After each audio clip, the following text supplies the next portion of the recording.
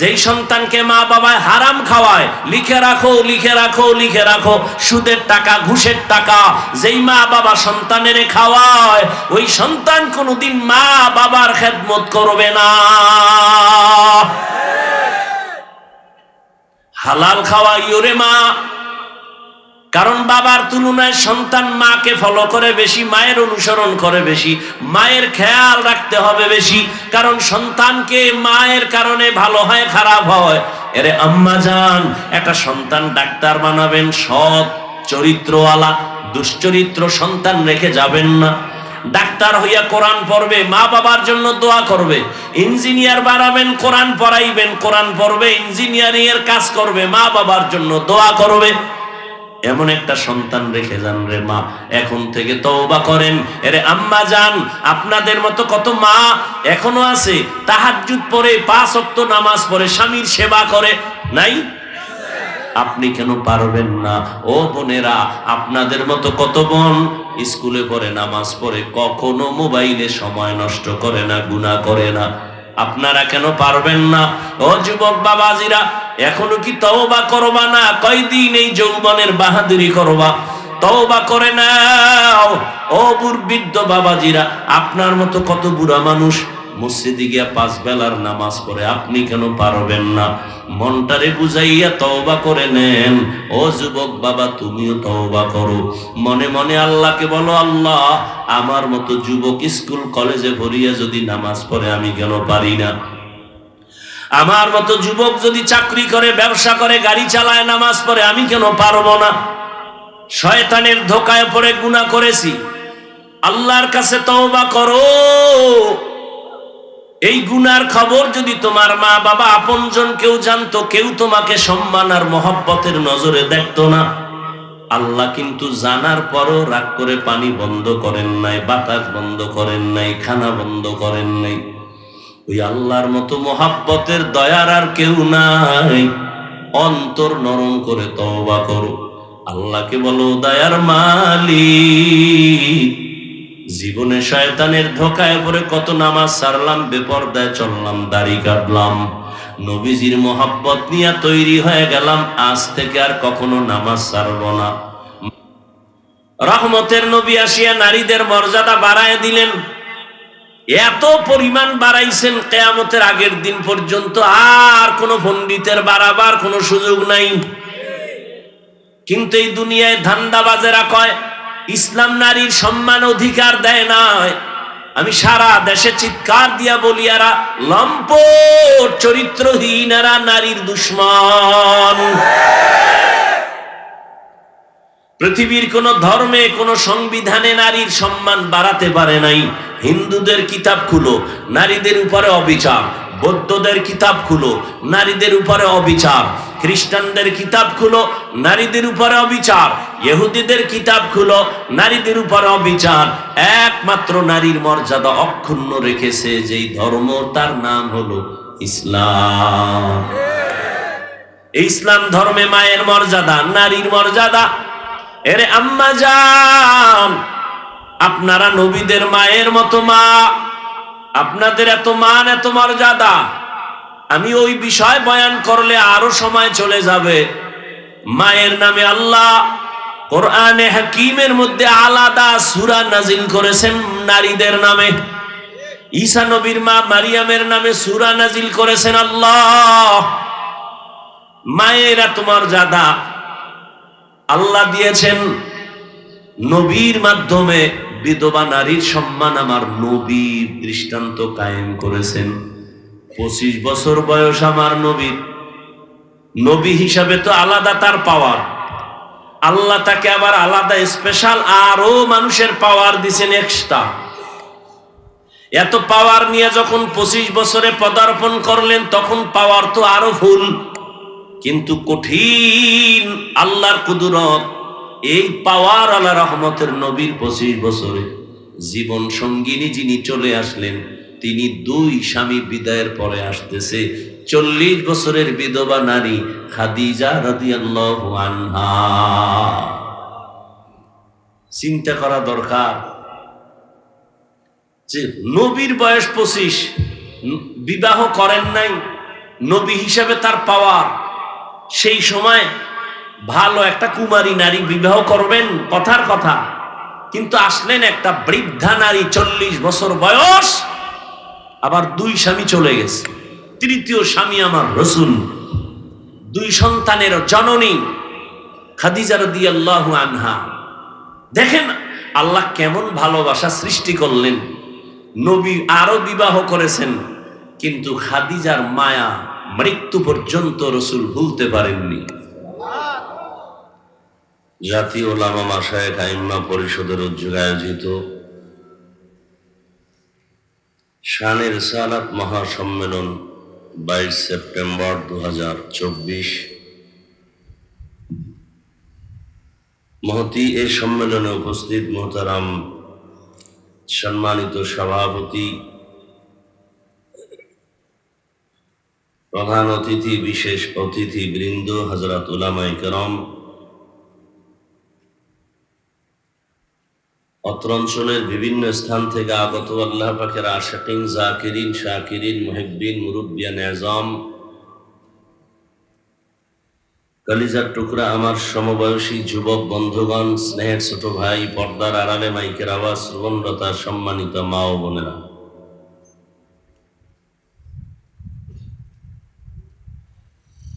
আল্লাহ পাকের দরবারে শুকর যে আল্লাহ পাকে ফিতনার যুগে লাখো কোটি মানুষের ভেতর থেকে বাছাই করে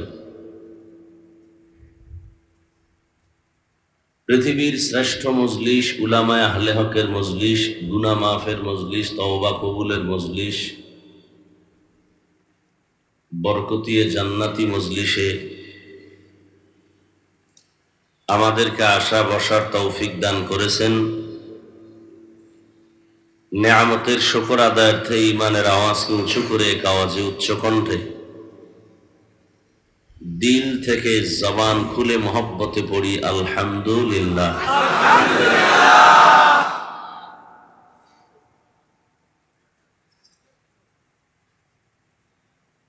দরুদ ও সালাম সাইয়্যিদুল মুরসালিন, রাহমাতুল লিল আলামিন, শফিউল মুজনিবিন, খাতামুন নবিয়্যিন, সাইয়্যিদুস সাকালাইন, ইমামুল মুরসালিন, শফিয়ে আযম, রাসূল আকরাম, রহমতে আলম, নবীউল আরব আল আজম, হাবিবে কিবরিয়া, আশরাফুল আম্বিয়া, সৈয়দুল আম্বিয়া, শফিয়ে মাহশর, সাকিয়ে কৌসর, आका इनामदार, मदीना का ताजदार, आफताब नबूवत, फख्र मौजूदात, सय्यदुल मखलूक़ात, हज़रत मुहम्मदुर रसूलुल्लाह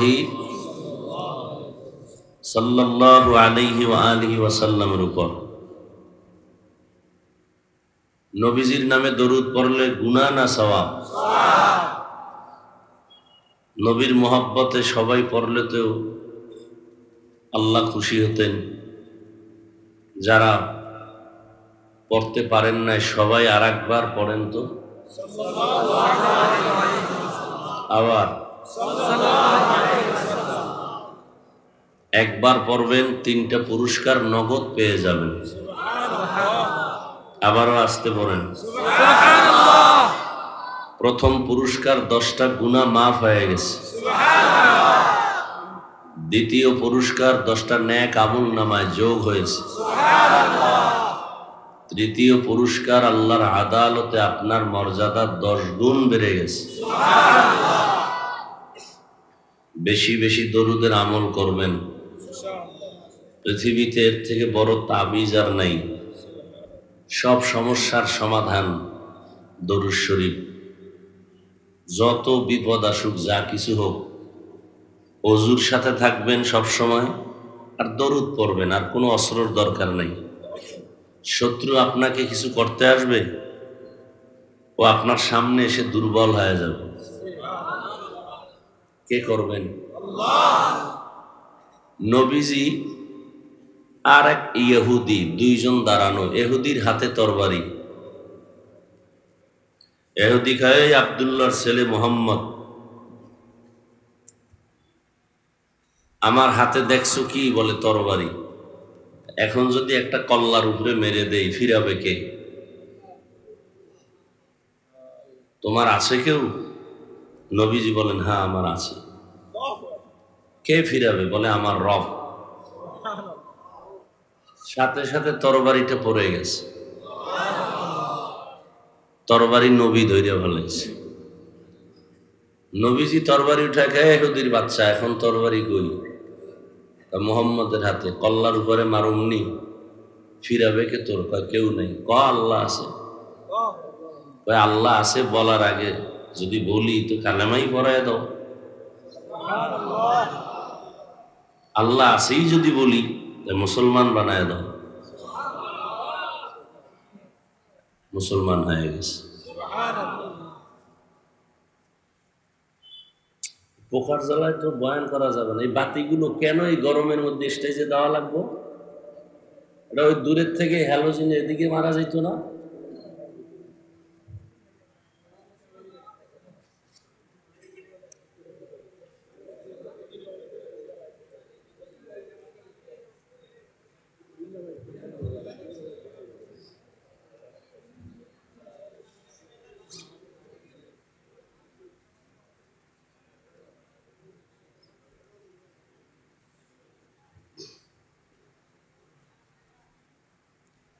এই মাঝখানের এই বাতি সব বন্ধ করো, ওই দুইটা রাখো ওই কোনায়, আর মাঝখানে একটু বন্ধ করো।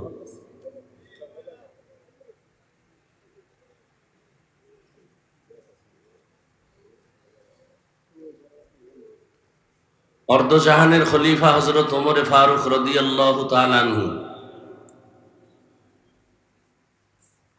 যাকে দেখলে শয়তান ভয় পায়।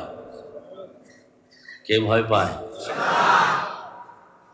আমাদের বাংলাদেশে কিছু বাঙালি আছে, এগো দেখলেও শয়তান ভয় পায়, ঠিক না?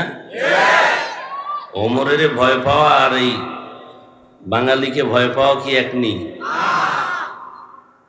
বাঙালি তোমাকে ভয় পায় কেন? আমি শয়তানের থেকে বড়টা। যে আকাম আমি করতে জানি, শয়তান এই রাস্তাই চিনে না। কি বাপ একজনারে মেরে ফেলি, কুত্তা মারতে কষ্ট লাগে, মানুষ মারতে কষ্ট লাগে না। ভাত খাওয়ায় আবার মানে, আবার ভাত খাওয়ায় আবার মানে। এ শয়তান শিখছে কোথাও? তাহলে বড় শয়তান। আল্লাহ হেদায়াত দান করুন।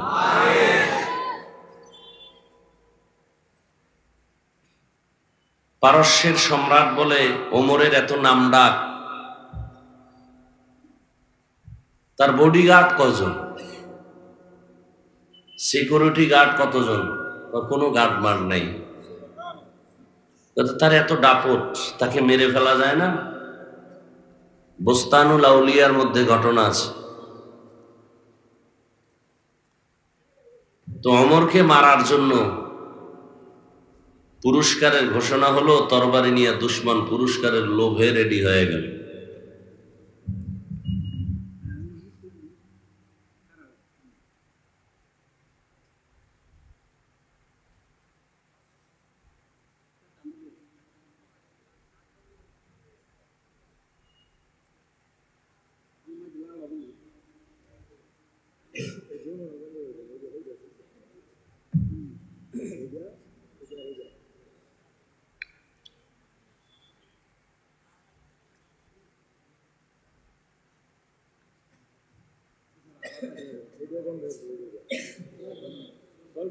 না দাও, সব বাদ দাও, লাইট লাগবো না জমি।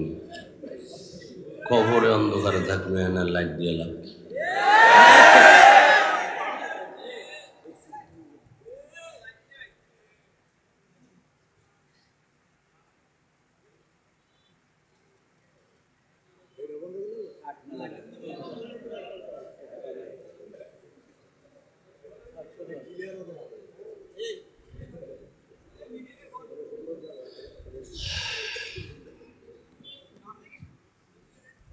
খুব খেয়াল করে শুনেননি কথা। ২,৫০০ মানুষ মন খুইলা বয়ান করতেও পারি না, শুনতেও পারে না। এই দিক সেই দিক থেকে আক্রমণ, এই ধমক সেই ধমক। কোরআন হাদিসের বয়ান করব আমরা, মানুষকে পাও ধরে ধরে নৈতিক চরিত্রের বয়ান করি, মানুষের পায়ে ধরে একটা গালি দেই না, বাজে কথা বলি না, গরম কথা বলি না, বিনয়ের সাথে পাও ধরে ধরে আমরা বয়ান করি। মা বাবার সাথে আদব রক্ষা করো, বড়দের সাথে আদব রক্ষা করো, অন্যের হক নষ্ট করবা না, গালি দিবা না। এইভাবে এত সুন্দর বয়ান করি, সেখানে আক্রমণের আওয়াজ আসতেছে বিভিন্নভাবে। তারা কারা? এ সমাজের সব থেকে নিকৃষ্ট দুনিয়াদার। কারণ ইসলাম পৃথিবীতে একটি চূড়ান্ত সফলতার ধর্ম। এই ইসলামে অশান্তির কিছু নাই,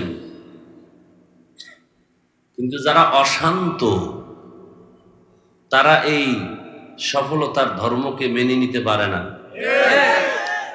চোর মনে করে ইসলাম মানতে গেলে চুরি বন্ধ হয়ে যাবে, ডাকাত মনে করে ইসলাম মানতে গেলে ডাকাতি বন্ধ হয়ে যাবে, সন্ত্রাস মনে করে সন্ত্রাসী বন্ধ হয়ে যাবে, দুর্নীতিবাজ মনে করে ইসলামের উপরে চলতে গেলে দুর্নীতি করা যাবে না। তাহলে ইসলামের বিপক্ষের লাইনের মানুষগুলো বর্বর, জাহেল, মূর্খ, দুনিয়াদার।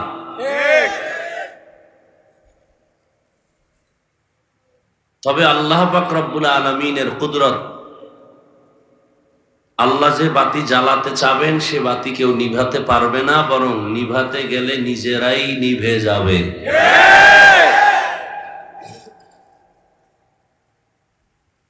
ওই সম্মানের চেয়ারে বসে লাভ কি? কয়েকদিন পর যদি চেয়ারের পায়া কেউ ভেঙ্গে দেয়, ওই বিল্ডিং এ ঘুমায়া লাভ কি? যে বিল্ডিং এর তলে আগুন লাগায়া দেয়। ওই সম্মান চাই না, ইজ্জতের জিন্দেগি চাই। ওই টাকা চাই না, সম্মানের টাকা চাই। কি মানুষ পেট ভরে খাওয়ায়, ঠিক না? খাওয়াইয়া হাদিয়া দেয়, এরপর মাপ চায়, হুজুর যেইভাবে করা দরকার ছিল পারি না, মাফ করে দিয়ে। এর থেকে সম্মান আর কি? আমরা আগেও যেমন এখনো তেমন, আমগো চেয়ারের কোনো মেয়াদ নাই।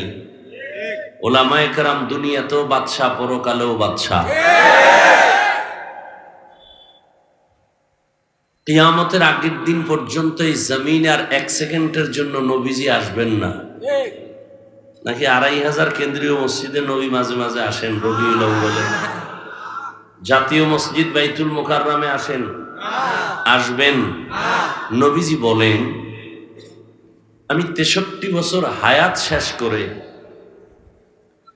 পৃথিবীর দামি জায়গা মদিনাতুল মুনাওয়ারার রওজায়ে পাকে আমি কিয়ামত পর্যন্ত রওজার মধ্যে জিন্দা অবস্থায়, নামাজ অবস্থায় আল্লাহর মারিফতের মজা নিতে থাকবো। মাঝে মাঝে বাংলাদেশে যাব। নবীজি থাকবেন কোথায়? মদিনায়। উপরে না মাটির নিচে? মরা না জিন্দা? কতদিন থাকবেন? মাঝে মাঝে আসবেন। তাহলে এটা ফাইনাল, নবীজি আর আসবেন? নবীজির খোলাফা সাহাবায়ে কেরাম আর আসবেন? সবাই একমত তো? খুব বুঝেন।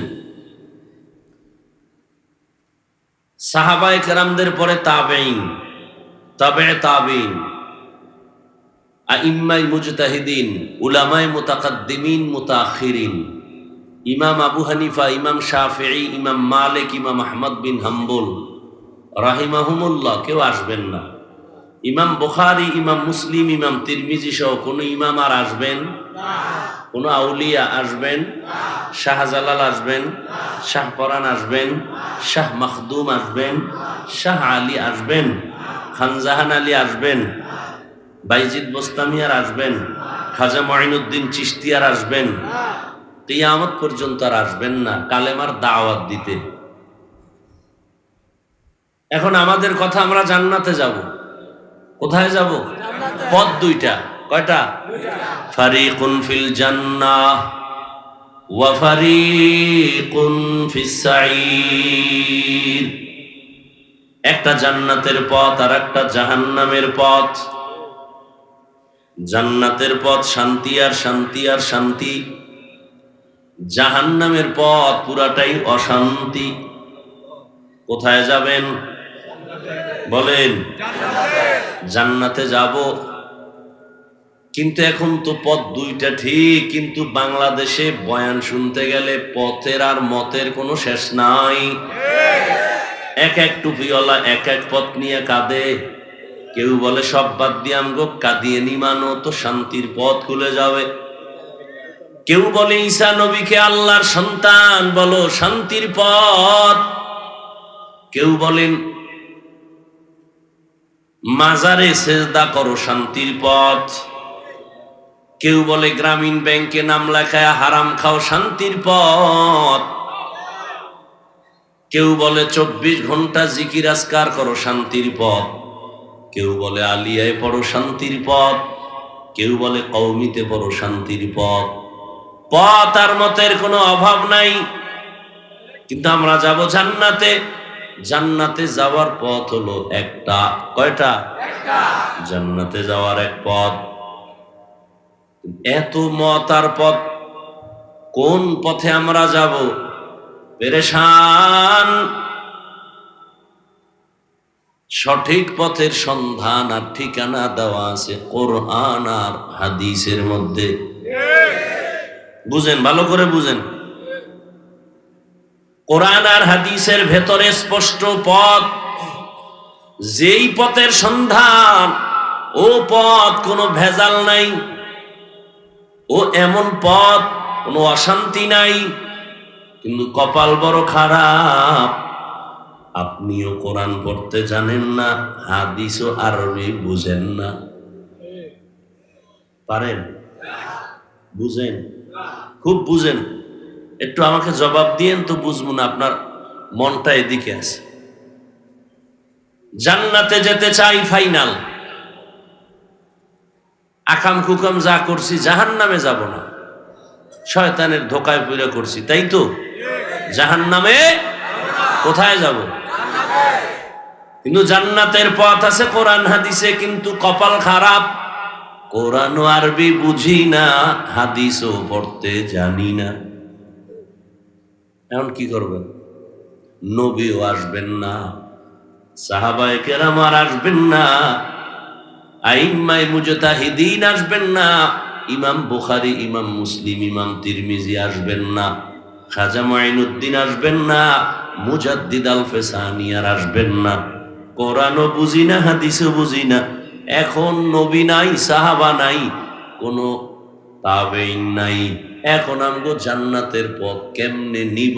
কে আমগো দিবে স্থায়ী সমাধান? কিয়ামত পর্যন্ত জান্নাতের পথ আর মত এই উম্মতকে দেখাবেন একমাত্র, শুধুমাত্র, কেবলমাত্র উলামায়ে আহলে হক। কারা? উলামায়ে আহলে হক। অতএব যারা উলামায়ে কেরাম বাদ দিয়া চলবে, তাদের জীবন ধ্বংস, পরকালও বরবাদ, দুনিয়াও বরবাদ। এ যারা ফেসবুকে আউলা জাউলা লেখালেখি করে, বেয়াদবিমূলক লেখে, যারা জবানের কথায় কোনো ব্যালেন্স নাই, খোঁজ নিয়ে দেখো এরা কোনো মুরব্বি মানে না, সবগুলো বেয়াদব।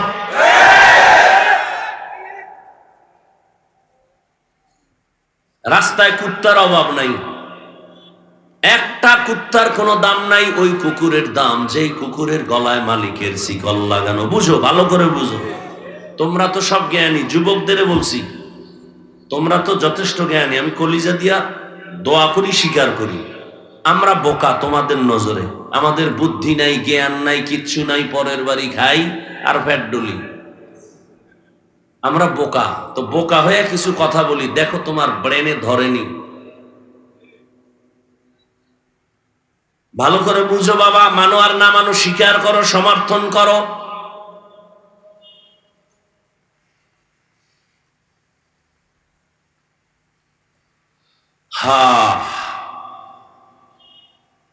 হাজারো লাখো কুকুর রাস্তায় ঘুরে, কোনো দাম নাই। ওই কুকুরের মূল্য যেই কুকুরের গলায় মালিকের শিকল লাগানো। খোলা আকাশে হাজারো লাখো পাখি উড়ে, কোনো পাখির দাম নাই যেই পাখি খাঁচায় আটকানোটার দাম।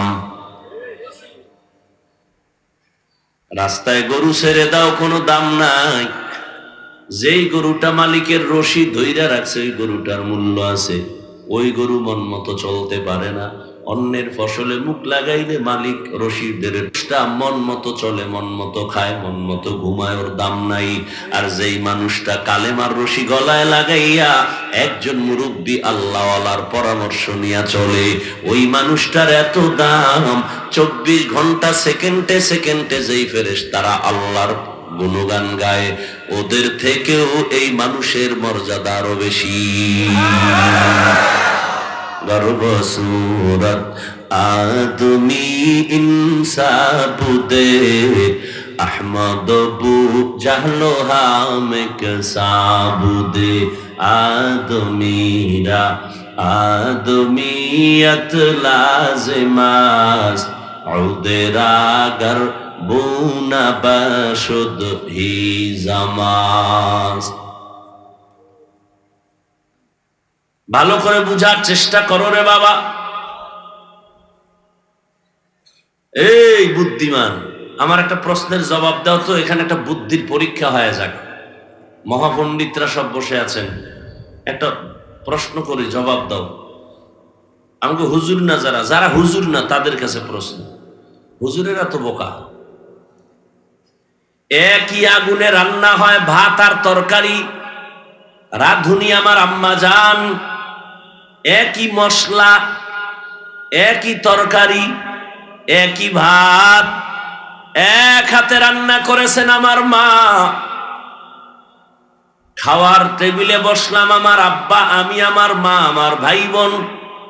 একই ভাত আর একই তরকারি, আব্বা খায়, আম্মা খায়, আমি খাই, ভাই বোনেরা সবাই খাই। আব্বা আম্মা প্রতিদিন হয় দুর্বল, আমরা হই শক্তিশালী সবল। আল্লাহর কুদরতের জবাব দিবে না, কারণ তোমরা আল্লাহকে মানো না। তোমরা যুক্তি যেহেতু মানো, যুক্তি দাও তো, কারণ কি? আমরা বলবো আল্লাহর কুদরত, তুমি যুক্তি দাও, যুক্তিবাদী।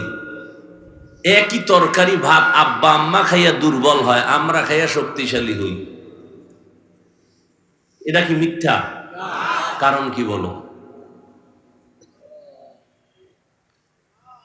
এত বুদ্ধি জীবনবার বিক্রি করলা, বুদ্ধিজীবী। বলো তোমার বুদ্ধিজীবীর জিবি কত? 1 জিবি না 2 জিবি না 4 জিবি না 8 জিবি? কয় জিবি টিবি বুঝি না, মাঝে মাঝে হ্যাং হয়ে যায়। আর জিবি যখন হ্যাং হইয়াই যায়, তখন মাইক সামনে পাইলে আলেমের বিরোধিতা করে। ইলমেরা ইজাজো করদন বেহিসাব, খলকেরা দাদন জওয়াবে বাসওয়াব। আল্লাহ হেদায়েত দান করুন। এরে আল্লাহর বান্দা, গাভীর থেকে প্রতিদিন সকালবেলা 20 কেজি দুধ দহন করে ঘরে নিয়ে যাও বালতি ভরে। আগামীকাল সকালবেলা দহন না করিয়া ওলানটা কেটে দেখো 10 গ্রাম দুধ আসেনি। আসবে? জিন্দেগি মে বন্দেগি তু করনা হে, जिंदगी में बंदगी तू करना है, जिंदगी बे बंदगी शर्मिंदा है, जिंदगी बे बंदगी शर्मिंदा है। তোমার বোনের বয়স 30, এই যুবকেরা, তোমার বোনের বয়স 30, তোমার বয়স মাত্র 26। তোমার গালে দাড়ি কেন? তোমার বোনের গালে দাড়ি নাই কেন? কয় আল্লাহ ভুল করছে। আল্লাহ যদি আমার বোনের দাড়ি দিয়ে আমারে না দিত তাই তো ভালো হতো। তোমার বোনের বয়স 30, একটা দাড়ি নাই। তোমার বয়স মাত্র 25 থেকে 26, তোমার গায়ে দাড়ি কে দিছেন? আল্লাহ ভুল করছেন? ও আল্লাহর গোলাম, মন চায় রাখো দাড়ি, না হয় ফেলে দাও। মন চাইলে নামাজ পড়ো, মন চাইলে পড়ো না, মন চাইলে হালাল খাও, মন চাইলে খাও না। এই জিন্দেগির আর কত দাম? চোখের সামনে 3 সাদা কাপনের প্যাকেট হয়ে কত যুবকের কবরে রাখলাম। ছাত্র জনতার আন্দোলনে কত তাজা প্রাণ চলে গেল, করোনায় চলে গেল, ডেঙ্গুর আক্রান্ত হয়ে কত প্রাণ চলে গেল। এখন তোমার আমার পালা, আগামী বছর পর্যন্ত বাঁচার গ্যারান্টি আসেনি। এরে যুবক, ভালো করে বুঝো, হিন্দুদের বুঝাইতে কষ্ট হবে, ইহুদিরে বুঝাইতে কষ্ট লাগবে, খ্রিস্টানের বয়ান করে বুঝাইতে কষ্ট হবে। তুমি তো মুসলমান, তুমি আল্লাহ মানো, নবী মানো, কোরআন মানো, হাদিস মানো, কাবা মানো, ধর্ম মানো, কালেমা মানো। তোমাকে বুঝাইতে এত কষ্ট হবে কেন? বয়ান করতে হবে কেন? তুমিও যে আল্লাহর গোলাম, আমিও সে আল্লাহর গোলাম। তোমার আল্লাহ আমার আল্লাহ এক, তোমার নবী আমার নবী এক, তোমার কোরআন আমার কোরআন এক, তোমার কাবা আমার কাবা এক, তোমার কালেমা আমার কালেমা এক, তোমার ধর্ম আমার ধর্ম এক। তুমি আমি দুনিয়াতে আসছি এক। বিদায় বেলা কাফন হবে 3টা, তাও এক, কালার হবে আলাদা। হুজুরদের কাফনের কালার একরকম, তোমাদের কালার আর এক রকম। কোটিপতি মারা গেলে তার সম্মানে একটা কাফন বাড়ায় দেওয়া হবে, গরিব মারা গেলে একটা কাফন কমায় দেওয়া হবে। আজকে আমি বক্তা হয়ে ভাব নিয়ে বসে আছি, আমার কত সম্মান, আমার কত দাম। আজকে তুমি টাকাওয়ালার ভাব নিয়ে বসে আছো, বাড়ির ভাব দেখাও, ক্ষমতার ভাব দেখাও। সাদা কাফনে যেদিন ঢুকবি সেদিন সব ভাব বন্ধ হয়ে যাবে। दुनिया में हो दुनिया का तलबगार ना हो, बाजार से गुजारो खरीदार ना हो। ये दुनिया एक मिसल कागज फूल है, ये दुनिया एक मिसल कागज फूल है। जिंदगी में बंदगी तू करना है, जिंदगी बे बंदगी शर्मिंदा है, जिंदगी बे बंदगी शर्मिंदा है। ও যুবক আল্লাহর গোলাম, তুমি কি জানো না ১৫০০ বছর আগে রহমতের নবী আমার গর্ব করে বলেছেন, ও যুবক, বুড়ারা আমি মুহাম্মদের বিরোধিতা করেছে, যুবকেরা উপকার করেছে। নবীজির উপকার কারা করছে? আর বুড়ারা সব কথা কয় না। এই বুড়ারা আর প্যাঁচ লাগাই কিলাকিলি বাজায় না। আবু জাহাল নবীর দুশ্মন বুড়া, আবু লাহাব নবীর বিরুদ্ধে বুড়া, যুবক রসুলের পক্ষে দাঁড়ায় গেল 27 বছরের বয়সের ওমর। 11 বছর বয়সে রসুলের পার্শ্বে দাঁড়ালেন রসুলের চাচাতো ভাই হযরত আলী, কালেমা পড়ে ফেললেন। এতদিন ছিল চাচাতো ভাই, এখন হলো রসুলের সাহাবী, কিছুদিন পরে হবেন জামাতা। কে সে আলী?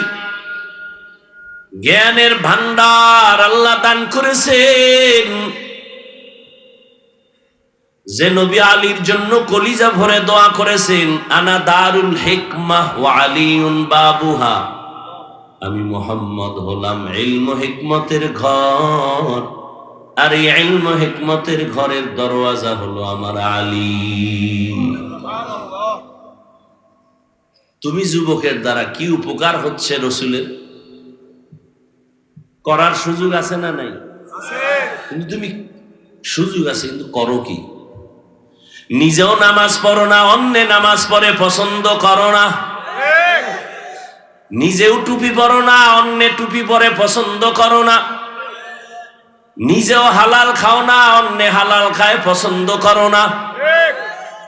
যদি এমনটাও হইতা, একজনে দাড়ি রেখেছে তুমি রাখো নাই, তুমি যদি যুবকের পাইয়া ধন্যবাদ দিয়া বলতা, ভাইজান তুমি দাড়ি রাখছো, ধন্যবাদ, দরকার আমি পারি না, চেষ্টা করতেছি, দোয়া করিও, বুঝা যাইতো তুমি রহমতের নবীর উপকারের পথে চলতেছো।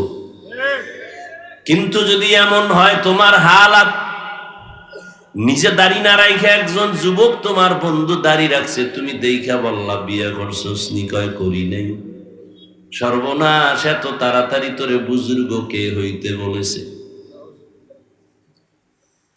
এত তাড়াতাড়ি বুজুর্গ হয়ে গেলি কেন? তুই কি মরবি তাড়াতাড়ি, বাঁচবি না? কহা তা মনের মতো আরো ঘুরাল, আর একটু আনন্দ করে নে, সময় পাবি না, দাড়ি রাখলে করা যাবে না। এরে যুবক আল্লাহর গোলাম, আল্লাহ মেধা দিয়েছেন, একটু খাটাইয়া হিসাব করো, আমার কথাগুলো একটু চিন্তা করো বাবা।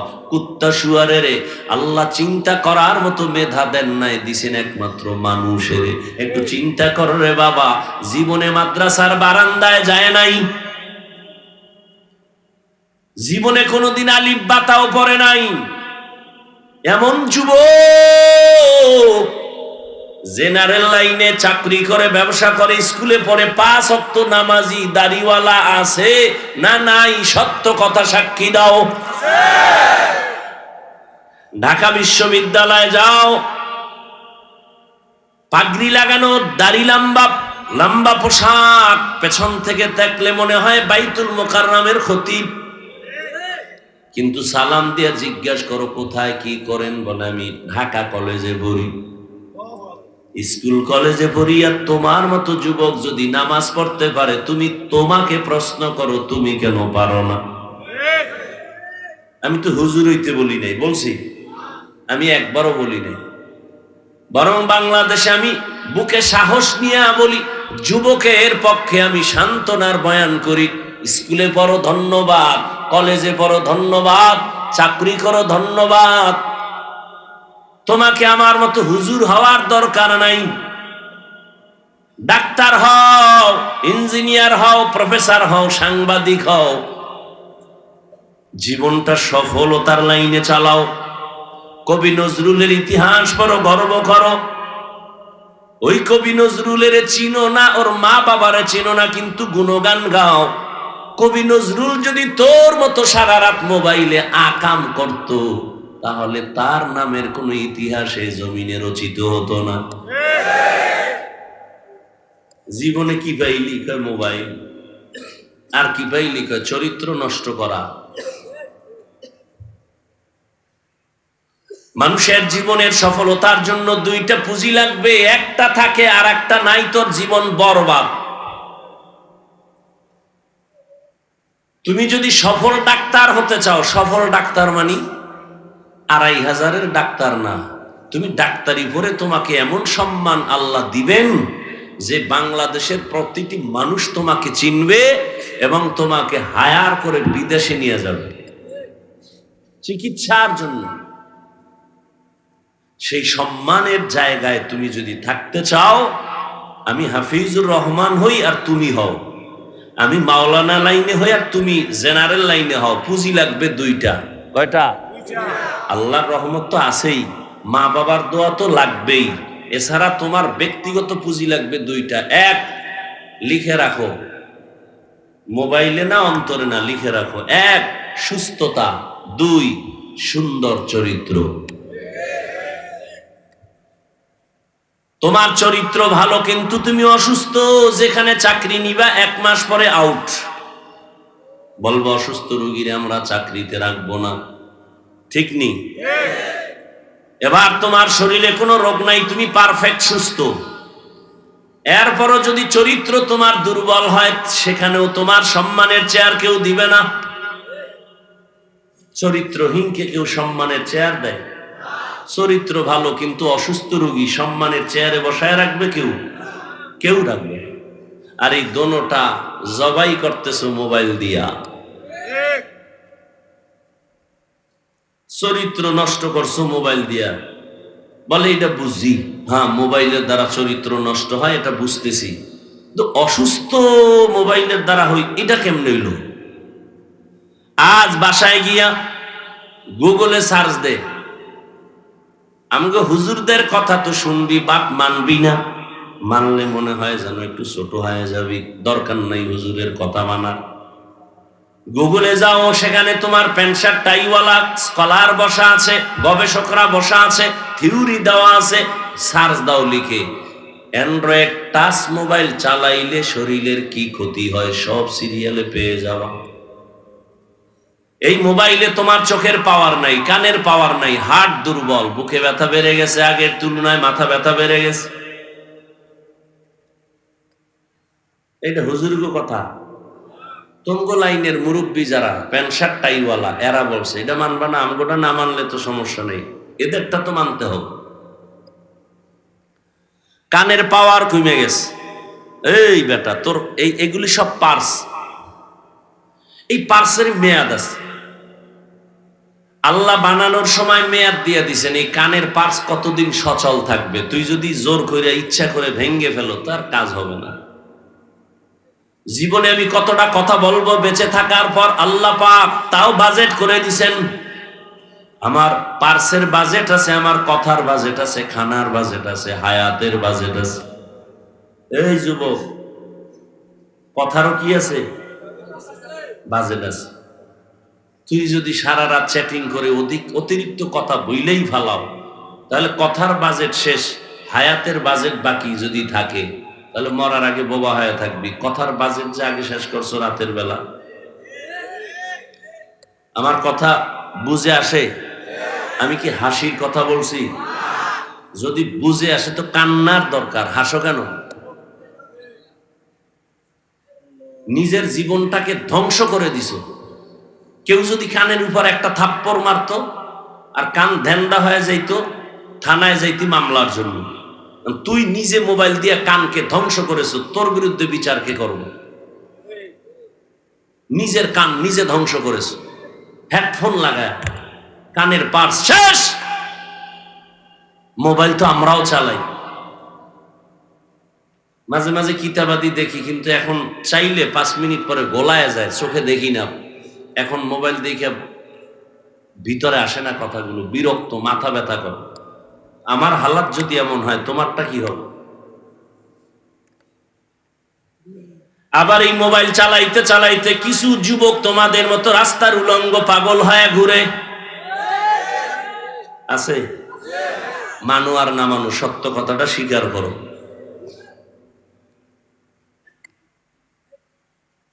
তোমার মতো যুবক এই মোবাইলের কারণে চরিত্র নষ্ট হয়ে গেল, শরীর নষ্ট হয়ে গেল। অনেক বাচ্চা পর্যন্ত আমার জানা মতে বোবা হয়ে গেছে, কথা বলে না, আব্বু ডাকে না, আম্মু ডাকে না, বিষয় কি কয় মোবাইল। তেল ভরা পানি ভরা দিবেন নি হুজুর, আমি বললাম জুতা ভরা দিলেও কাজ হবে না। মোবাইল দেখতে দেখতে আর এখন আব্বু আম্মু বলতে পারে না, উনি কার্টুন দেখতে দেখতে সব ওই লাইন হয়ে বোবা হয়ে গেছে। কি আর বলবো, এগুলো কি আমি বানায় বলতেছি? আল্লাহ হেদায়াত দান করুন।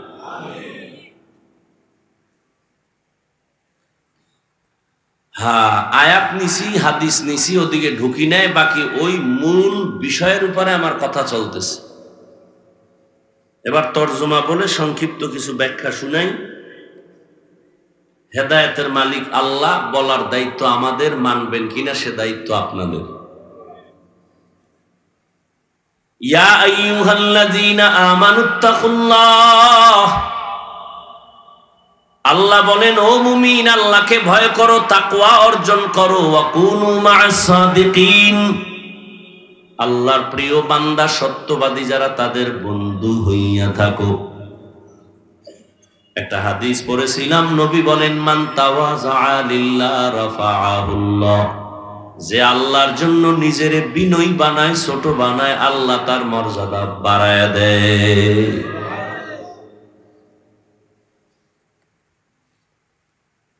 এক নম্বরে আল্লাহর ভয় অন্তরে জমা করো। এত বয়ান চলে, এত বয়ান, দাওয়াত ও তাবলীগের বয়ান, পীর সাহেবদের বয়ান, জুমার দিন খতিব সাহেবদের বয়ান, আমাদের বক্তাদের বয়ান, এত বয়ানের পরেও কেন আমলের খাতা শূন্য? মাদ্রাসা তো কম না, অনেক মাদ্রাসা হয়েছে, অনেক ওয়াজ মাহফিল, অনেক মসজিদ হয়েছে, মুসল্লিও কমে না। জুমার দিন শুধু মুসল্লি বাড়ে আর বাড়ে, কমিটি বলে তাড়াতাড়ি সাত বাড়াও, কিন্তু আমলের খাতা শূন্য কেন? এর একমাত্র কারণ, কিয়ামত পর্যন্ত বয়ান চললেও মানুষ আমলে আসবে না যতক্ষণ পর্যন্ত আল্লাহকে ভয় না করবে। ভয়ের হাকিকত আমরা জানি না। এখানে যদি আমি প্রশ্ন করি আপনারা কারা কারা আল্লাহকে ভয় করেন, সবাই হাত উঁচু করে বলবে আমরা বেশি বেশি ভয় করি, বরং আপনাদের থেকে আমরা আরো ভয় করি। অথচ সেখানে এমন আশেক বসে আছেন, আজকে ফজর পড়ে নাই, জোহর পড়ে নাই, আসর পড়ে নাই, মাগরিব পড়ে নাই, এশাও পড়ে নাই, এমন আশেক নাই? কত বড় চাপাবাজ, নামাজ বাদ দিয়েও কয় তার দিল তাজা, আছে না নেই? বলে আমগো দিল পরিষ্কার। মদিনার নবী বলেন যারা নামাজ পড়ে না ওরা নিকৃষ্ট দুনিয়ার চোর। চোরের দিল আর কেমন পরিষ্কার। পয়গম্বর বলেন বেঈমান আর মুমিনের মধ্যে ব্যবধান নামাজ, বাইনাল আবদি ওয়া বাইনাল কুফরি তারকুস সালাহ। বেঈমানেরা নামাজ পড়ে না, মুমিনেরা নামাজ ছাড়ে না। ও যুবক, বারবার তোমাকে টার্গেট করি কেন জানো? মদিনার নবী তোমার জন্য দোয়া করেছেন, যুবকের দ্বারা দ্বীনের উপকার হয়েছে। দ্বিতীয় যুবক, যৌবনের ইবাদতের মূল্য আল্লাহর কাছে অনেক বেশি, যৌবনের দাম আল্লাহর কাছে বেশি। কিয়ামতের ময়দানে যৌবন সম্পর্কে আলাদা প্রশ্ন করা হবে। যৌবন কালটা কেমনে ব্যয় করেছো জবাব দাও। ও যুবক বাবা, তুমি স্কুলে পড়ো, কলেজে পড়ো, চাকরি করো, ব্যবসা করো, বাধা নাই। বরং আমি দোয়া করি তুমি একজন ভালো ডাক্তার হও, ইঞ্জিনিয়ার হও, প্রফেসর হও, তবে দাবি আমার বেয়াদব হইবা না। বেয়াদব হবা না, সাবধান। তোমার আচরণে যেন কখনো কোনো আলেম কষ্ট না পায়, তোমার ব্যবহারে কখনো যেন মা বাবা কষ্ট না পায়, তোমার ব্যবহারে কখনো যেন কোনো মুরব্বী কষ্ট না পায়। তোমার চরিত্র সুন্দর করো, তুমি গোটা দুনিয়াটাকে নিয়ন্ত্রণ করবা, সেই মেধা আল্লাহ তোমাকে দিয়েছেন, তুমি নষ্ট করো কেন? নমরুদ্দার মতো বেঈমান যদি গোটা দুনিয়াটা কন্ট্রোল করতে পারে, যেভাবেই হোক জোরে জব্বরে, তোমার মেধা এত সুন্দর, তুমি কেন গোটা দুনিয়াটাকে নিয়ন্ত্রণ করতে পারবা না? পারবা, সে মেধা আছে, কিন্তু কাজে লাগাইলা না, বরং নষ্ট করে ফেলতেছো। আজকে তাকায় দেখছো না রে বাবা তোমাদের দৃষ্টান্ত, এই যুবকদের শক্তি আর মেধার বিকাশ যারা দেখে নাই, তারা সূর্যের আলোর মতো দেখে নিল এই আন্দোলনের মাধ্যমে যুবকেরা কি পারে, ঠিক না? তবে এখানেও কথা ভুলিস না, যুবকেরা কি পারে দেখায় দিল বাংলাদেশের জমিনে। এই সমন্বয়করা মেধা খাটাইয়া সফলতার মানদণ্ডে নিয়ে আসছে গোটা দেশ। তবে এখানে গোপন কথাটা বলে যাও না, প্রকাশ করে দিয়ে যাই, এবং এটাকে পুঁজি বানায় ধরে রাখিও। এই সমন্বয়ক যুবকেরা মন গড়া কোনো থিওরি নিয়ে আগায় নাই, এদের উপরে মুরব্বি ছিল, মুরব্বির পরামর্শে চলেছে। যারা মুরব্বি মানে না, ওদের জীবনটা ধ্বংস। এই সমন্বয়ক যুবকেরা কি মুরব্বি মানে নাই? মুরব্বি কারে মানছে ওইটা আমি জানি, তোমাকে শোনার দরকার নাই। তোমাকে দরকার এতটুকু শিক্ষা যে মুরব্বি মানা ছাড়া সফলতা আসবে না। মক্কার ইতিহাস আমি সব জায়গায় বলি, সেদিনও বলে গেছি পারসে। নবী এমন একটা টাইমে দুনিয়াতে আসছেন, যেই টাইমে মক্কার মানুষ চরিত্রহীন, লম্পট। দুনিয়ার আর কোথাও এত চরিত্রহীন লম্পট মানুষ ছিল না, মক্কার মানুষ এত খারাপ। অথচ সেই মক্কা নগরী কত দামি। আল্লাহ জমিনটা বানাই একটা ঘর, ওই জমিনে বানাইলেন বাইতুল্লাহ। ইন্না আউয়ালা বাইতিন উযিআ লিন-নাস লাল্লাযী বিবাক্কাতা মুবারাকাও ওয়া হুদা, মুবারাকাও ওয়া হুদাল লিল আলামিন।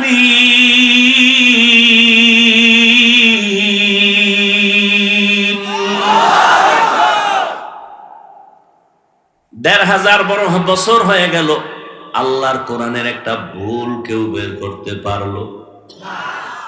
অপচেষ্টা বহুজনে করছে, একটা ভুল পাওয়া যায়নি। কেউ পারছে? হাজার হাজার হাজার লাখ কোটি কোরআনের কপি জ্বালায় দিছে। কোরআন যেন এ জমিনে না থাকে, বন্ধ হয়েছে। ৮ বছরের সন্তানের দাঁড় করায় দাও মাইকের সামনে, পুরো কোরআনটা মুখস্থ পড়বে, একটা নক্তার ভুল হবে না। ওই কোরআন অপ্রিয় সত্য চিরন্তন। আল্লাহ বলেন আমি জমিনটা বানায় ঘর বানাইলাম বাইতুল্লাহ, এমন দামি একটা ঘর যে ঘরটার দিকে শুধু তাকায়া থাকবে অনবরত সওয়াব, শুধু দেখবে ওই আল্লাহর ঘর, সওয়াব। তাকায় রয়েছে, কিচ্ছু পড়েও না, অনবরত আমল নামায় সওয়াব। কিছু কিছু জিনিস আল্লাহ কত দয়া আমাদের করছেন, অনায়াসে নেক করতে পারি সেই সুযোগ দিছে। তোমার কোনো কষ্ট লাগবে না, চোখ খুলে তাকায় দেখো সওয়াব। কি দেখবো? মা দেখ, বাপ দেখ, মা বাবার দিয়ে তাকায় থাকো, অনায়াসে সওয়াব। আল্লাহর কোরআনটা খুলে তাকায় দেখো, সওয়াব। ওলামায়ে কেরাম আহলে হক যারা, যাদের বয়ানে মানুষের দিল পরিবর্তন হয়, আমলের জন্য অন্তর তৈরি হয়, দেখো সওয়াব। বাইতুল্লাহ দিয়ে তাকায় থাকবা, সওয়াব। এত দামি বাইতুল্লাহ, যেই বাইতুল্লাহর বাউন্ডারি আর এরিয়ার মধ্যে ঢুকলেই একবার আল্লাহ বললে ১,০০,০০০ বার আল্লাহ বলার সওয়াব। এত দামি জায়গা, প্রশ্ন বড় কঠিন, এত সুন্দর দামি জায়গার মানুষগণ গুলো কেন পৃথিবীর নিকৃষ্ট লম্পট চরিত্রহীন? আরে ভাই, আতরের দোকানে গেলে কিনতে না পারলে অন্তত ঘেরানটা তো পাওয়া যাবে, কি ভাই? তাহলে বাইতুল্লাহর মতো জায়গার মানুষ খারাপ হতে পারে মানি, কিন্তু পৃথিবীর থেকে সব থেকে খারাপ কেন? এর একমাত্র জবাব, মুরব্বি মানে নাই। আমার বয়ানের মূল থিম যে আয়াত পড়ছি, এর বিষয়বস্তু ১, আল্লাহকে ভয় করো, ২, মুরব্বি মেনে চলো। এটা আমার আয়াতের বিষয়বস্তু। যারা মুরব্বী মানে না, আল্লাহর কসম একবার, আল্লাহর কসম দুইবার, আল্লাহর কসম তিনবার, ওয়াল্লাহি বিল্লাহি তাল্লাহি, যারা আল্লাহর খাঁটি বান্দা, যারা তাকওয়াওয়ালা, এদেরকে না মানিয়া নিজের মন মতো চলে, এদের দুনিয়াও বরবাদ, আখিরাতও বরবাদ।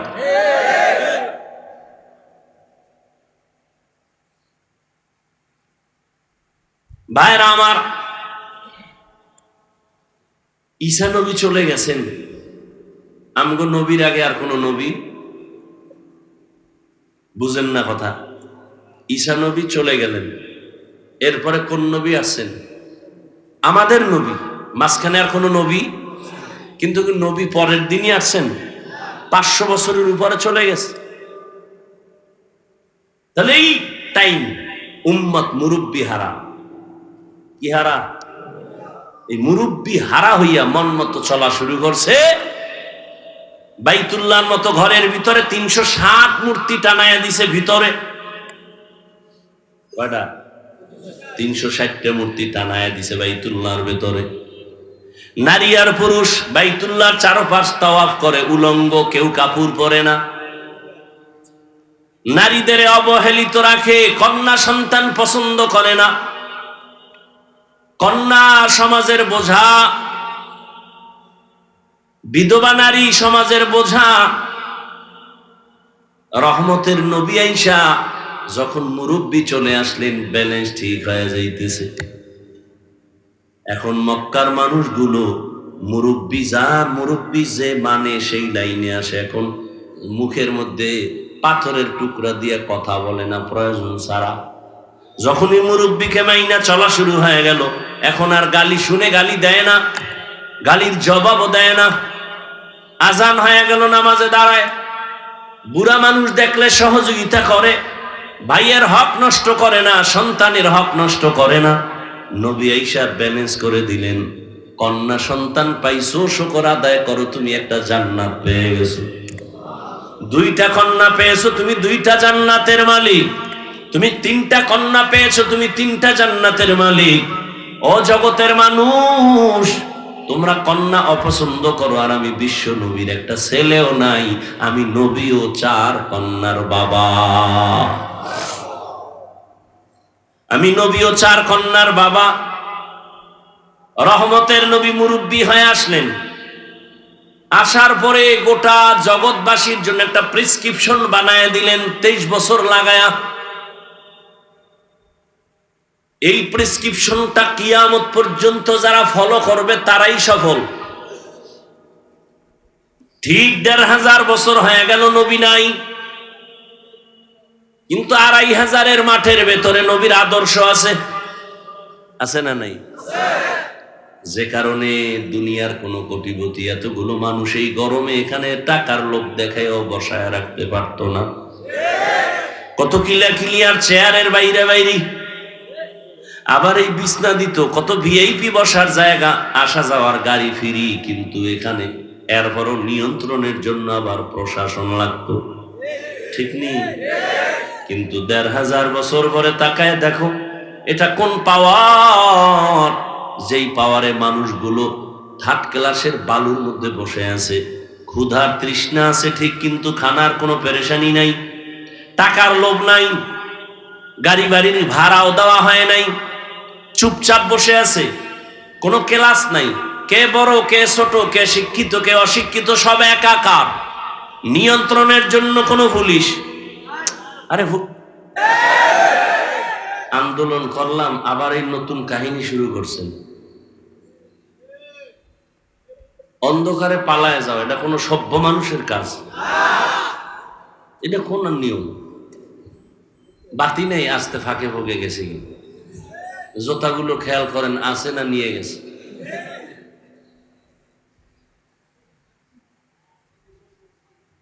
এতগুলো মানুষ এখানে বসে আছেন, ক্ষুধা আছে, খানার পেরেশানি নেই, নিয়ন্ত্রণের জন্য কোনো পুলিশ আছে? এটা কেমনে সম্ভব? একমাত্র জবাব, রহমাতুল্লিল আলামিনের আদর্শ মানার কারণেই সম্ভব। আপনাদের কষ্ট হইতেছে? আমি মোটামুটি গুছাই নিয়ে আসছি। যেই গরম, আর কি করবেন, গিয়ে ঘুমাবেন, শুধু শুধু মোবাইলে সময় নষ্ট করবেন। আর এখানে যতক্ষণ বসে আছেন অনবরত সওয়াব লেখা হচ্ছে। মা বাবার জন্য একটু দোয়া করেন, দেশের জন্য দোয়া করেন। এই বরকতি মজলিসে বসে একা একা তো করবেনই না। রহমতের নবী আসলেন, উম্মতেরা মুরব্বি পেয়ে গেল। মুরব্বির কথা মেনে যখন চলে, তখন আল্লাহ তাদের উপর এমন নিয়ামত দান করেছেন। জিব্রাইল আমিনের লিস্টি দিয়ে কয়, যাও লিস্টির মধ্যে আমি নাম লিখে দিলাম, নবীরে ঘোষণা দিতে বলো, এই লিস্টিতে যাদের নাম আছে তারা বিনা হিসাবে জান্নাতি। বেহেশত আযা কে আজারে নবাশুদ, কাসে রাবা কাসে কারে নবাশুদ। ও পর্দার আড়ালের আম্মা জানেরা আসেনি? এরে আম্মা জান, এতক্ষণ আপনাদের সন্তানদের যে বয়ান শুনাইলাম, একটা ভালো ডাক্তার বানায় যান, সন্তানটাকে ইঞ্জিনিয়ার বানাবেন, সন্তানকে প্রফেসর বানাবেন, সন্তানটাকে একজন ডাক্তার বানাবেন। আদবওয়ালা বানায় যাইয়েন, বেয়াদব বানাবেন না। আপনার দুনিয়াও বরবাদ হয়ে যাবে, আখিরাতও বরবাদ হবে। তবে সন্তান ভালো হোক বা খারাপ হবে, মায়ের অবদানের কারণেই হবে। এ দুনিয়াতে আপনাদের জন্য মর্যাদা বেশি। রহমতের নবী আসিয়া নারীদের মর্যাদা বাড়ায় দিলেন। এত পরিমাণ বাড়াইছেন, কিয়ামতের আগের দিন পর্যন্ত আর কোন পণ্ডিতের বাড়াবার কোন সুযোগ নাই। কিন্তু এই দুনিয়ায় ধান্দাবাজেরা কয় ইসলাম নারীর সম্মান অধিকার দেয় নাই। আমি সারা দেশে চিৎকার দিয়া বলি, এরা লম্পট চরিত্রহীন, এরা নারীর দুশ্মন। পৃথিবীর কোন ধর্মে কোন সংবিধানে নারীর সম্মান বাড়াতে পারে নাই। হিন্দুদের কিতাব খুলো, নারীদের উপরে অবিচার। বৌদ্ধদের কিতাব খুলো, নারীদের উপরে অবিচার। খ্রিস্টানদের কিতাব খুলো, নারীদের উপরে অবিচার। ইহুদিদের কিতাব খুলো, নারীদের উপরে অবিচার। একমাত্র নারীর মর্যাদা অক্ষুণ্ণ রেখেছে যেই ধর্ম, তার নাম হলো ইসলাম। এই ইসলাম ধর্মে মায়ের মর্যাদা, নারীর মর্যাদা। এরে আম্মা জান, আপনারা নবীদের মায়ের মতো মা, আপনাদের এত মান, এত মর্যাদা। আমি ওই বিষয় বয়ান করলে আরো সময় চলে যাবে। মায়ের নামে আল্লাহ কোরআনে হাকিমের মধ্যে আলাদা সূরা নাজিল করেছেন নারীদের নামে। ঈসা নবীর মা মারিয়ামের নামে সূরা নাজিল করেছেন আল্লাহ। মায়ের এত মর্যাদা আল্লাহ দিয়েছেন। নবীর মাধ্যমে বিধবা নারীর সম্মান আমার নবীর দৃষ্টান্ত কায়েম করেছেন। 25 বছর বয়স আমার নবীর। নবী হিসাবে তো আলাদা তার পাওয়ার, আল্লাহ তাকে আবার আলাদা স্পেশাল আরো মানুষের পাওয়ার দিয়েছেন এক্সট্রা।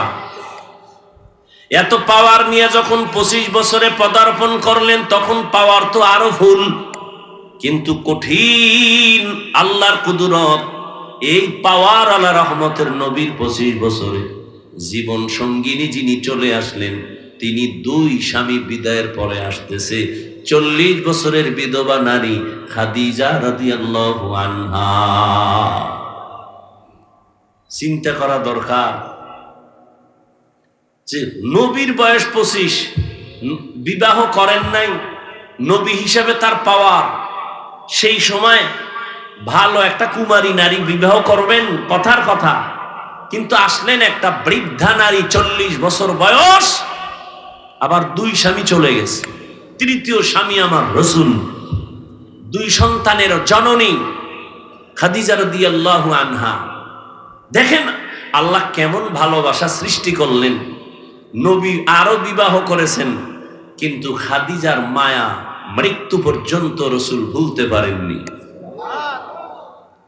আম্মা জান আয়েশা বলেন, আমি 6 বছর বয়স যখন আমার হয়, ও মা বোনেরা, মাইকের আওয়াজটা ভালো করে শুনেন রে আম্মাজান।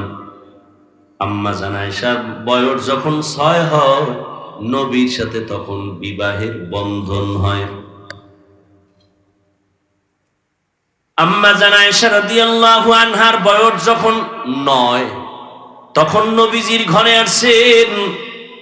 এই হলো কুমারী নারী, একমাত্র নারী। 6 বছরে বিবাহ বন্ধন, 9 বছরে নবীজির ঘরে আসছেন। আম্মাজানের 18 বছর যখন বয়স হলো, তখন নবী দুনিয়ার থেকে চলে গেলেন। জীবনে একটা কুমারী নারী পাইলেন, তাও রসুলের শেষ জীবনে। এই বেঈমানের বাচ্চাগুলোকে কি পরিমাণ জুতার বাড়ি দেওয়া দরকার, এই নাস্তিকের বাচ্চারা যারা রসুলের বিবাহ নিয়ে বাজে কথা বলে।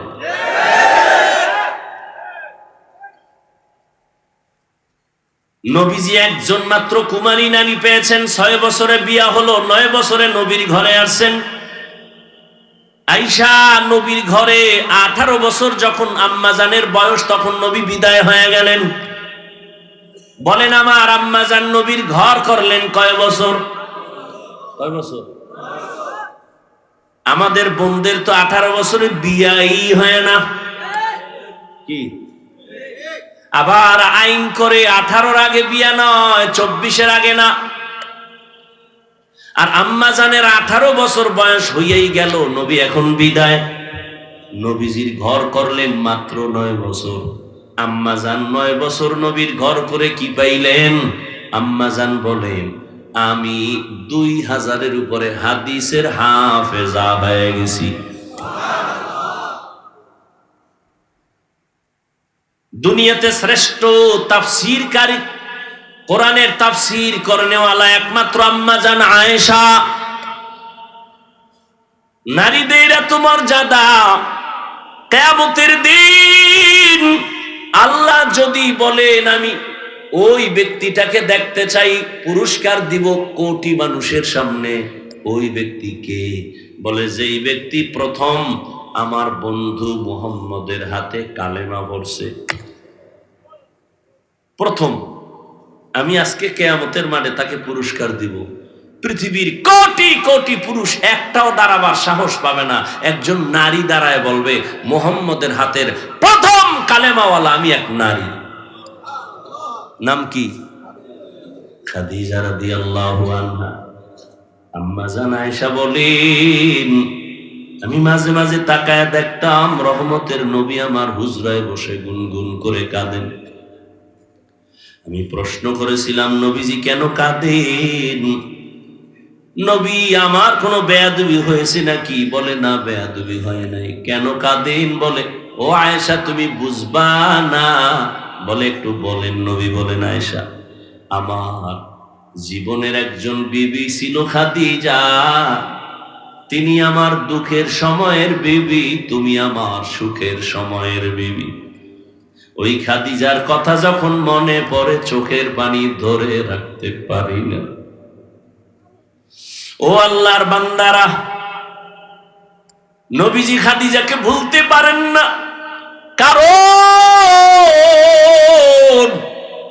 রহমতের নবী দুনিয়াতে এসে বাবা বলে ডাকতে পারেন না। 6 বছরে মা হারা অসহায় নবী আমার। নবী কোথাও থেকে দাওয়াত দিয়া ঘরে আসতেন, আসসালামু আলাইকুম ইয়া আহলাল বাইত বলতেন, গভীর রাতে দরজা খুলে যেত। নবী বলতেন, আপনি কি ঘুমান না? আম্মাজান খাদিজা বলেন, আমি ঘুমাই না, কারণ আমি জানি আপনার বাবা নাই, আপনার মা নাই। আমি তো 2 স্বামী ছেড়ে চলে আসছি, 2 সন্তানের জননী আমি। আজকে যদি আপনার মা বেঁচে থাকতেন, আপনার কষ্টের দাওয়াতের কথা স্মরণ করে মা ঘুমাইতে পারতেন না।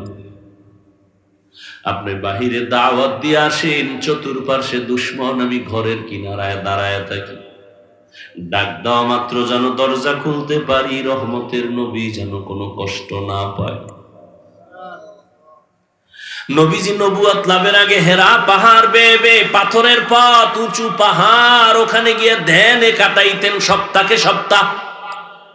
আসেন না নবী, আম্মা জান খাদিজা বুড়া মানুষ মহিলা একা একা নাস্তা রেডি করিয়া ওই পাহাড় বেয়ে বেয়ে বেয়ে বেয়ে উপরে উঠে রসুলের কাছে নাস্তা পৌঁছে।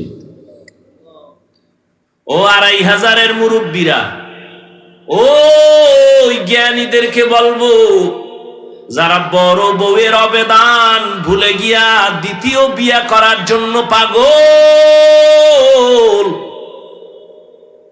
বড় বউয়ের অবদান অস্বীকার করতে পারবা না রে স্বামী।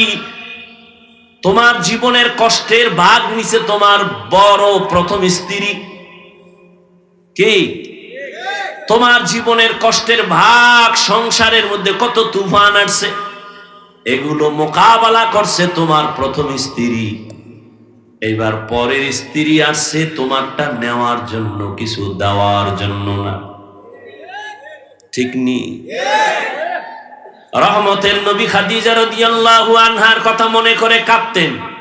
আর তিনি যতদিন বেঁচে ছিলেন নবী দ্বিতীয় বিবাহ করেন নাই।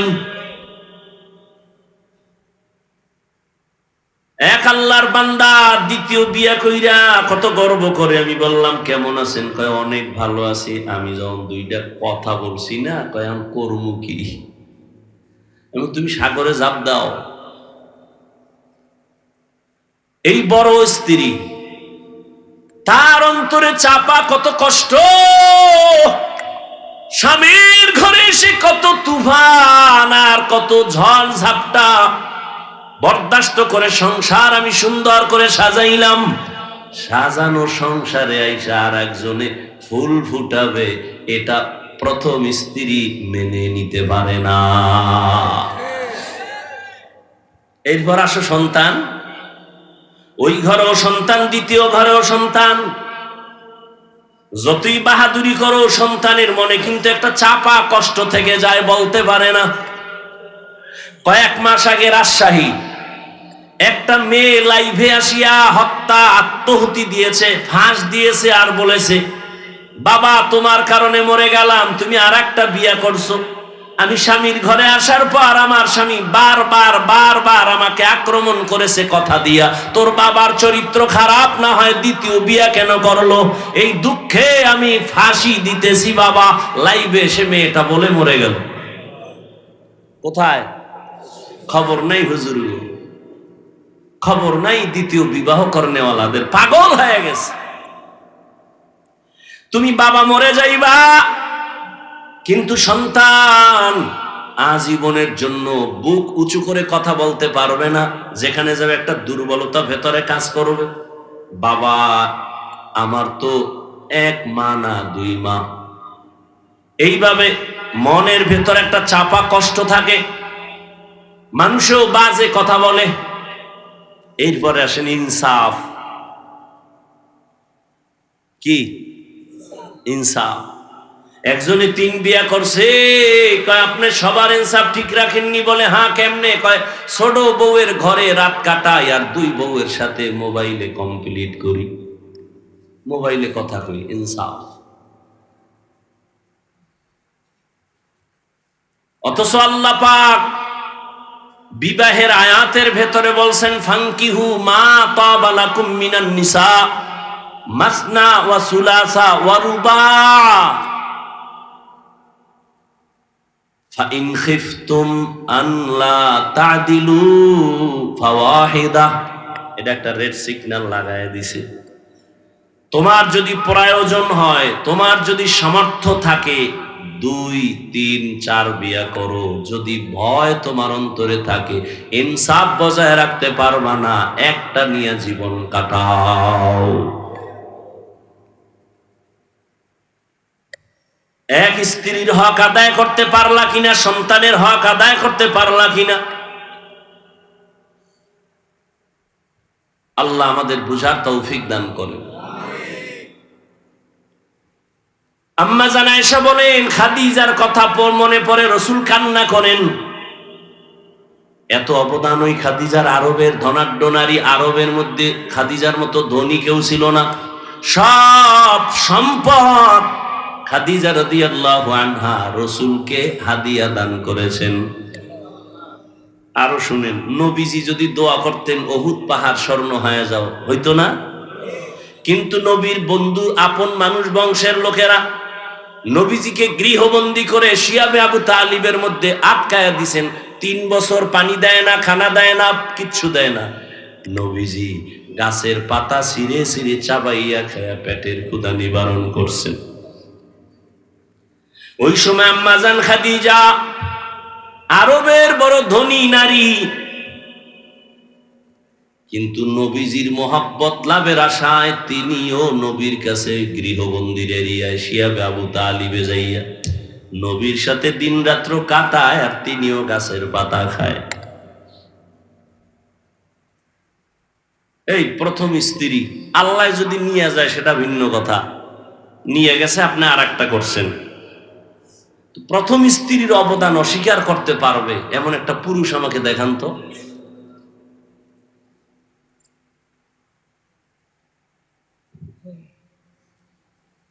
আল্লাহ মাফ করুক, আমার জানা মতে নাই। কি সৌদি আরব আর কি বাংলাদেশ, শান্তিতে নাই কেউ। আর অধিকাংশ এই ঝামেলাগুলো কারা পড়ে? যাদের টাকা একটু বেশি হয় তারা চোখ ডাইনে বামে দৌড়ায় আর মোবাইল। কি ফান্দে পইরা বগা কান্দে, এমন ফান্দে পইরা গেছে মিস কল পাইছে, যখন একটু ব্যাক করছে বিপরীত আওয়াজ শুনে ডানা কাটা ভরি। সুন্দর সুন্দর কথা কয় সাজায়া, মধুমাখা আওয়াজ, মাঝে মাঝে ইংলিশও কয়। আর হ্যার বড় বউ তো ইংরেজি বুঝেই না। এখন আধুনিক তো একটু ইংলিশ দরকার, বাস ফান্দে ভইরা বিয়ে করে লইছে। আর কেউ আছে টাকার গরম, আরে আমার টাকা আছে আমি 4টা খাওয়াইতেরি, তুই 10টা খাওয়ানো আর হক আদায় করা এক না। আর এই সন্তানগুলো কার মুখের দিকে তাকাবে? একবারও যদি বাবা চিন্তা করত ওই পথে যেত না।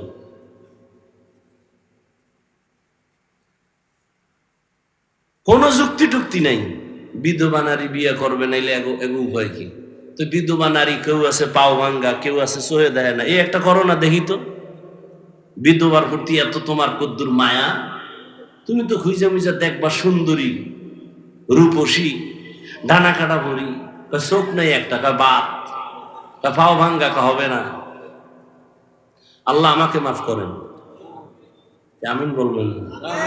আল্লাহ আপনাদেরও মাফ করেন। আল্লাহ মা বোনদের ইজ্জতকে আরো বাড়ায় দেন। আল্লাহ পুরুষদেরকেও সঠিক সিদ্ধান্তে আল্লাহর মোহাব্বত নিয়ে চলার তৌফিক দান করেন। আমার এতক্ষণ এই বিষয়ে আলোচনার দ্বারা আপনারা কি বুঝলেন? আমি একাধিক বিবাহের বিরুদ্ধে কথা বলছি। এই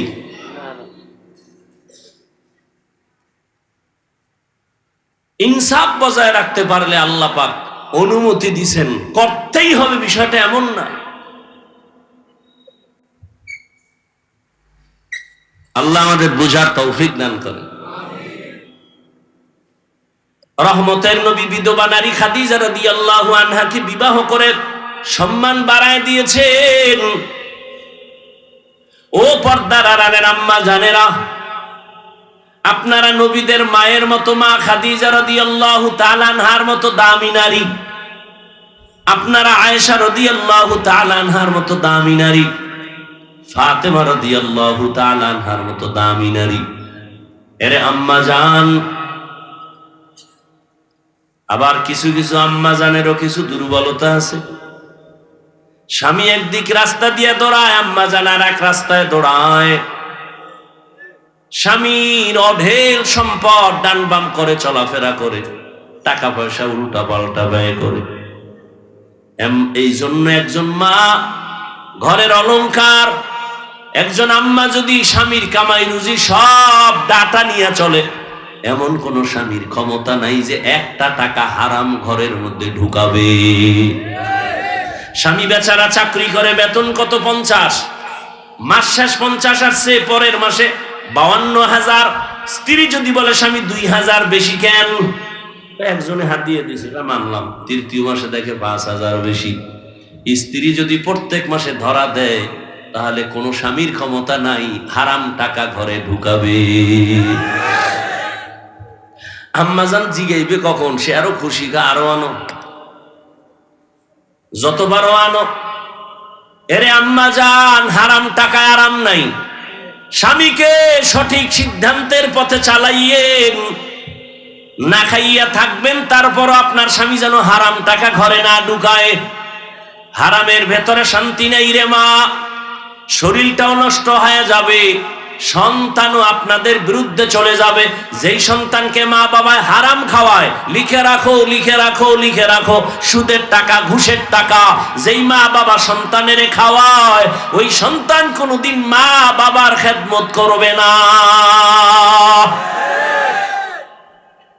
হালাল খাওয়াইও রে মা, কারণ বাবার তুলনায় সন্তান মাকে ফলো করে বেশি, মায়ের অনুসরণ করে বেশি, মায়ের খেয়াল রাখতে হবে বেশি, কারণ সন্তানকে মায়ের কারণে ভালো হয় খারাপ হয়।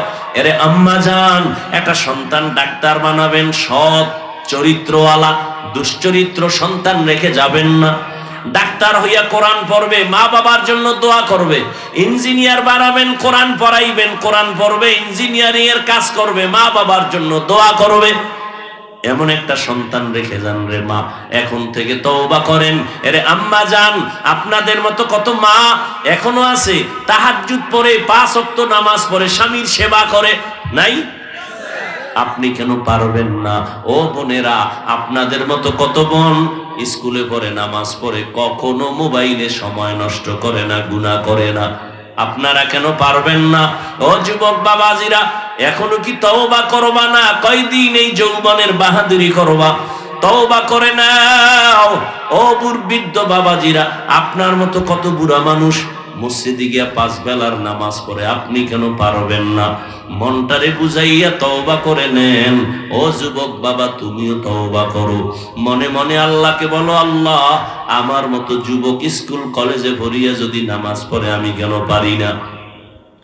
আমার মতো যুবক যদি চাকরি করে, ব্যবসা করে, গাড়ি চালায়, নামাজ পড়ে, আমি কেন পারবো না?